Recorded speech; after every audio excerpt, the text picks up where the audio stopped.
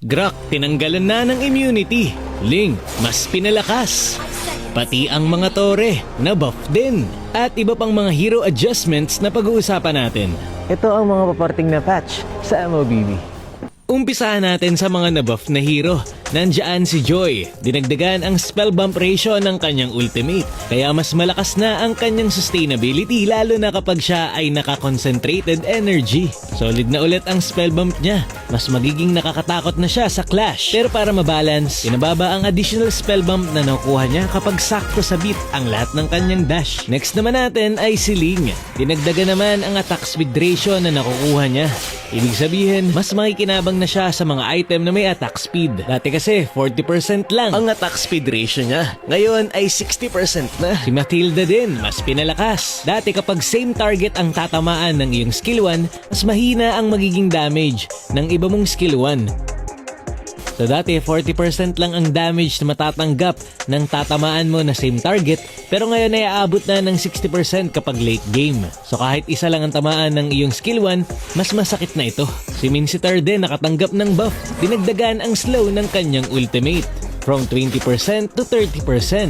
Tapos binawasan din ang cooldown nito. Si Luo Yi na buff din. Binawasan ang mana cost ng kanyang skill 2. At mas bababa rin ang cooldown ng iyong skill 2 habang ikaw ay nagle-level up. Dati kasi fixed lang na 12 seconds ang cooldown niyan. Nabuff din si Barats. The more na mas malaki ang HP mo, mas magiging masakit na ang damage ng iyong ultimate. Kapag may kinain ka na hero, pati yung kalaban na matatamaan kung saan mo binato yung ultimate mo ay mas malaki din ang damage na matatanggap. Si Pakito din, binawasan ang cooldown ng kanyang skill 2 at ultimate, kaya mas magiging madalas na ang kanyang combo. Maganda to kasi bihira ko na talaga makita si Pakito ngayon sa RG. Si Lucas naman, pinababa din ang cooldown ng kanyang skill 2 kapag early game. Tapos mas pinalakas ang damage ng kanyang enhanced basic attack after mag skill 2. Sa mga na-nerf na hero naman tayo, unahin na natin si Eve. Binawasan ng konti ang cast range ng kanyang skill 1. Tapos yung movement speed na matatanggap niya kapag may tinamaan siyang kalaban gamit ang skill 1 ay binawasan din. Si Sanshi naman, mas pinatagal ang cooldown ng ultimate. Dati 60 seconds, ngayon ay aabot na ng 70 seconds. Mukhang gusto na talaga nilang pagpahingahin sa meta etong si Sun Shin. Si Baksha na nerf, binawasan ng damage ang kanyang skill 2 sa early game. Pero mas pinalakas naman sa late game.